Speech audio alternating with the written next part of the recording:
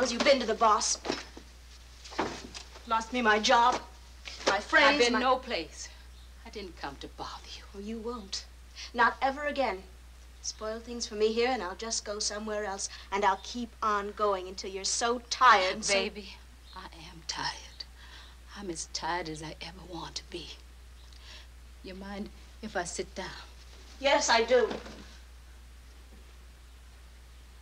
Somebody's coming. That's why the door was unlocked. I'll only stay a minute. I just want to look at you. That's why I came. Are you happy here, honey? Are you finding what you really want? I'm somebody else. I'm white. White. White!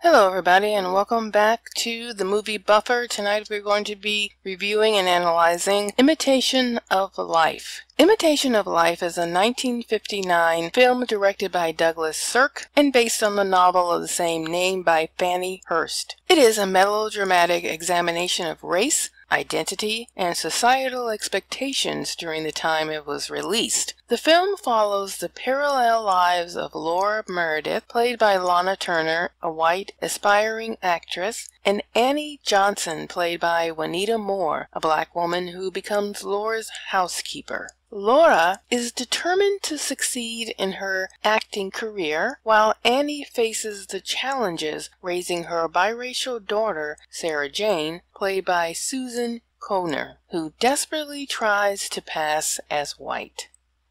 The film's top billed stars are Lana Turner and Gavin, and the cast also features Sandra Dee, Dan O'Herlihy, Susan Kohner, Robert Alda, and yes, that's Alan Alda's dad, and last but never least, Juanita Moore.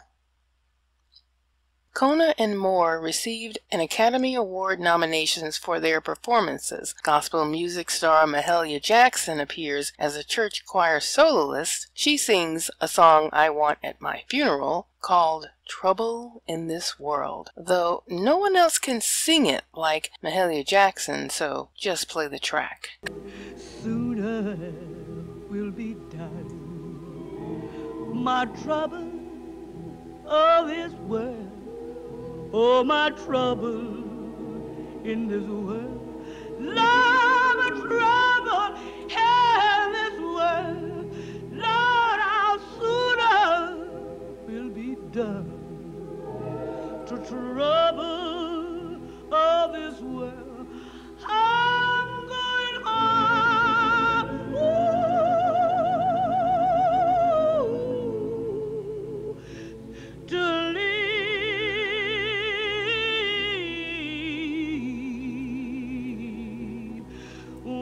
my Lord.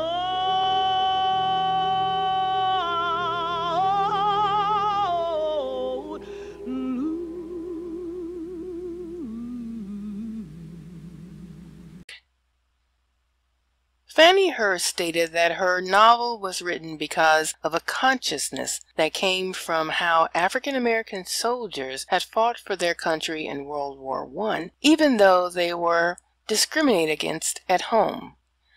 Hurst was a Jewish woman and supporter of feminist causes. She also supported African Americans in their struggle for greater equality. She was deeply involved in the Harlem Renaissance, especially with Zora Neale Hurston. Hurst helped sponsor Hurston in her first year at Barnard College and employed Hurston briefly as an executive secretary. The two traveled together on road trips that may have contributed to Hurst's understanding of racial discrimination. Both Hurston and Langston Hughes claimed to like the movie Imitation of Life, though both reversed their opinion after Sterling Allen Brown lambasted both the book and the 1934 film adaptation in a review entitled Imitation of Life, Once a Pancake, a reference to a line that was in the 1934 film. Sterling A. Brown was a prominent African-American professor and poet, so I suppose they didn't want to get on the bad side of Black history. The novel Imitation of Life continues to provoke controversy, as some read it as a heavy-handed stereotyping, while others see it as more subtle and subversive satire of and commentary on race, sex, and class in the early 20th century America. The book was adapted twice as a film, in 1934 and in 1959, but the novel and films have remained deeply embedded in the American consciousness. Let's begin with a brief history of passing as white. The history of Black individuals passing as white is a complex and multifaceted topic that spans several centuries. Passing refers to individuals with African ancestry who chose to present themselves as white, often in order to escape the racial discrimination and social disadvantages associated with being identified as Black. This phenomenon occurred primarily in societies with rigid racial hierarchies and legal systems that enforced racial segregation and discrimination. During the era of slavery in the United States, some enslaved individuals who had a light complexion or features that resembled those of white people were sometimes able to pass as white. This allowed them to escape bondage and gain access to freedoms and opportunities denied to enslaved Black people.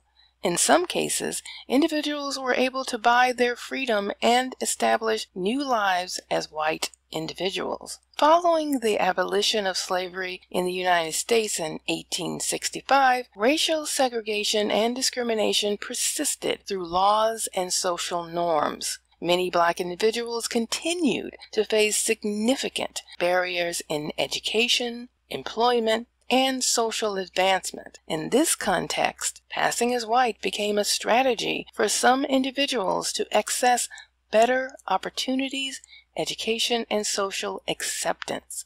Passing was often facilitated by factors such as light skin color, European features, and family backgrounds that included a mixed race ancestry.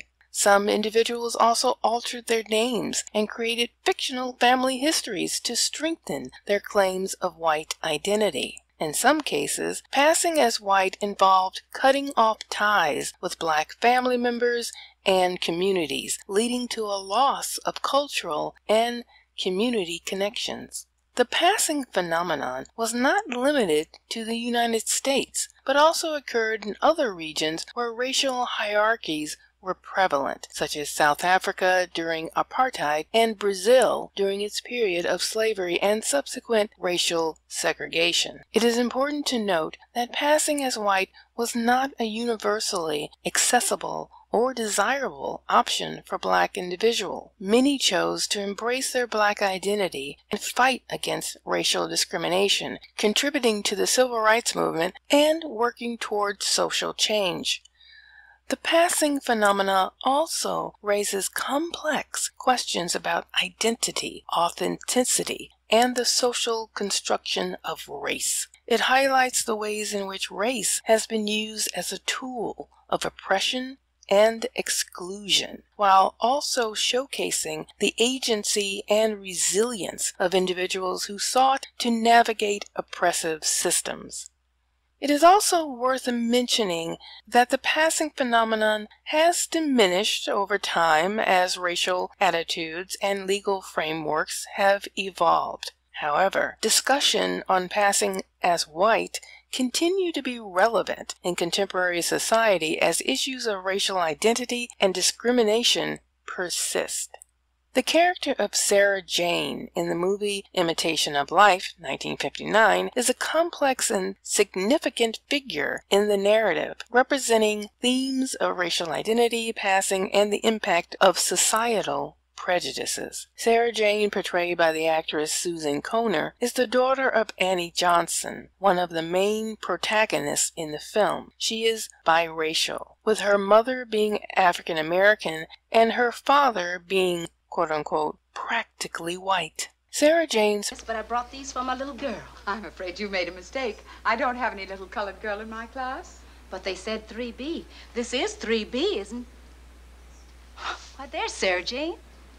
There's my baby. You mean Sarah Jane Johnson? Yes, ma'am. I'm Mrs. Johnson.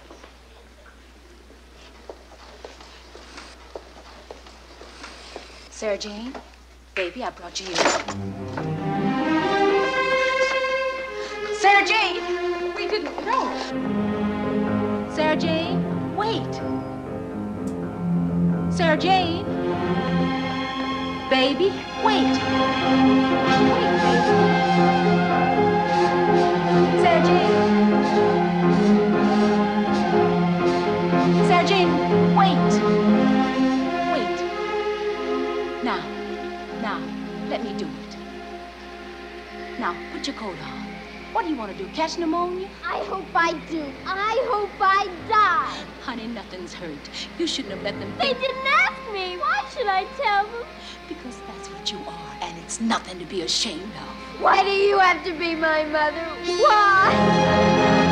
Sarah Jane's primary struggle revolves around her desire to be accepted as white and her rejection of her black heritage due to the racial discrimination prevalent in society at that time, and currently, if I might add. Throughout the film, Sarah Jane goes to great lengths to pass as white, attempting to distance herself from her black identity and her mother, who was Lora Meredith's black housekeeper. She secretly dates and becomes involved with white men, trying to create a new identity for herself. Her actions are driven by the belief that being white will grant her more opportunities and acceptance in a racial biased society. Sarah Jane's story.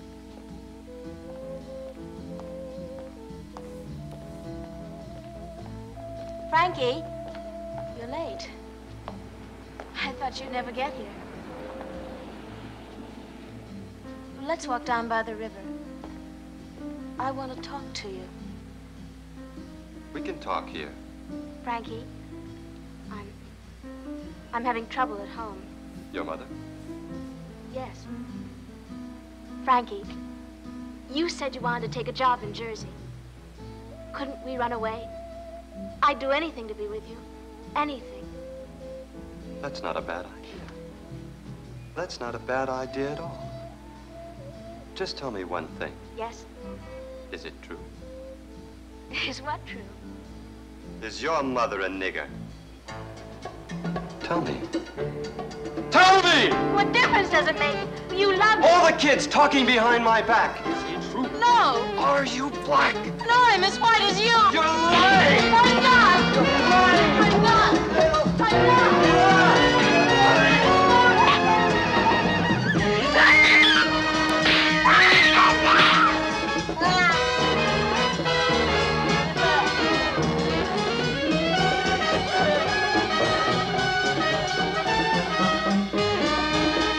Sarah Jane's story highlights the complexities and psychological toll of living in a life of denial and self-hatred. She experiences constant, eternal conflict, torn between her desire to escape racial discrimination and her love and longing for her mother who embraces her black identity. Sarah Jane's struggle demonstrates the emotional and psychological damage caused by societal prejudice and the pressures to conform to racial expectations. The character of Sarah Jane also serves as a critique of colorism within the black community. She internalizes society's views that whiteness is superior and more desirable, leading her to reject her blackness and the experiences of the black community. Her journey ultimately underscores the importance of self-acceptance and embracing one's heritage. In Imitation of Life, Sarah Jane's character provides a poignant exploration of the effects of racism and internalized self-hatred. Her story raises important questions about identity and social expectation and the complexities of race in a discriminatory society. In conclusion, the iconic Mahalia Jackson sings a song called Trouble in This World, where the songstress sings about all the pain experienced in this life for the descendants of slaves that is now finally over, which speaks to the story and reality of Black Americans so well. I actually feel that President Lincoln and Marcus Garvey may have had it right when they wanted to send the freed slaves back to Africa, because they would not be able to thrive in America because of all the racism that would not allow them to succeed. We are still dealing with that right now. You can change the laws, but you cannot change a man's heart. And white's heart will never accept Black Americans no matter what we do. We have to work twice as hard for half as much.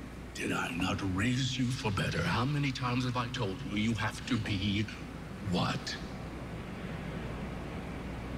You have to be what? Twice. What? Twice as good. Twice as good as them to get half of what they have. And half as much is being very generous. So was Liberia the best option? Liberia being the country that was set aside for African Americans to go back to Africa to set up their own community in Africa. However, this did occur, but Liberia was filled with Black Americans who wanted to be like their white colonists, and it did not ultimately work, much like America. The country is still there, and it is still trying to shred off what happened in the beginning and trying to become a more profitable country for African Americans to move to and to be a part of in West Africa. So my question I pose after watching this movie, and I absolutely love this movie, I absolutely recommend it for watching. It is a hard watch for Black Americans. It is a hard watch, less so for white Americans, because it's kind of a propaganda for no race mixing. However, it is an important theme for Black Americans to actually think about and deal with. So my question is, was Sarah Jane wrong for wanting to seek a better life that was within her grasp because she looked like the so-called superior class? Can we blame her for not wanting to be classified as less than human? Or should we demonize her for her actions against her mother? Should she have just stayed in her place and accepted her lower place in society? It is food for thought on both sides for sure. Yet, these are the topics most blacks do not want to talk about, and which is why this movie was controversial in the minds of both blacks and whites in the 1950s and in the 2023s and beyond. Many blacks claim that whites just want us to forget about it, to forget about slavery and just move on, get over it. And they demonize whites for feeling that way, at least the current whites who are being born who don't know the history, not truly. Yet there are plenty of blacks who do just that. They don't know their history, they don't want to know, and they don't want to talk about it. So movies like The Imitation of Life is a very hard one. And another movie that I have reviewed called The Soldier Story has similar themes. So please go and watch that review and give me your comments on that as well. Very great stories, very poignant stories that most blacks and whites don't want to talk about and don't want to dwell on. Imitation of Life is known for its melodramatic style, which was characteristics of director Douglas Sirk's work. The film employs exaggerated emotions, intense music, and dramatic visuals to evoke powerful emotional responses from the audience. It tackles themes of love, betrayal, loss, and personal growth, eliciting empathy and reflection. So, have you seen Imitation of Life? What did you think of its messaging and themes? I thoroughly enjoyed this movie. It's one of the movies that I watch over and over again. It is a beautiful story. It's also a story which has themes about women and women in Hollywood and trying to make it, and ideas about the quote-unquote Weinstein couch, where women had to sleep their way to the top, quite literally. And it was very good, and the Lora Meredith story of a young actress who decided, I'm going to fight for my independence and my career, and I'm not going to just go for getting married and having children, and in Suburbia, The End, which is they tackle all of these kinds of thoughts and themes for women empowerment. This is really a female empowerment story in actuality, even though the passing as why the Sarah Jane story is the primary emotional story of this particular piece and of this movie, which is very, very good. Please leave your comments about this movie, about passing as white, about blacks in America, about the trauma, the PTSD that every black person has to deal with, and what are your thoughts on that? Should black people just get over it? And it's kind of hard to get over it when it's happening not 400 years ago, but right now, every day, all the time. So please make sure to like and subscribe. That truly helps me out. As you can see, this is a small channel, but I'm hoping that it will grow because I want to bring more content like this about movies, about Hollywood, about stars, about themes of movies that actually are mirrors to our society and makes commentary on our actual society. And as always, peace, two fingers.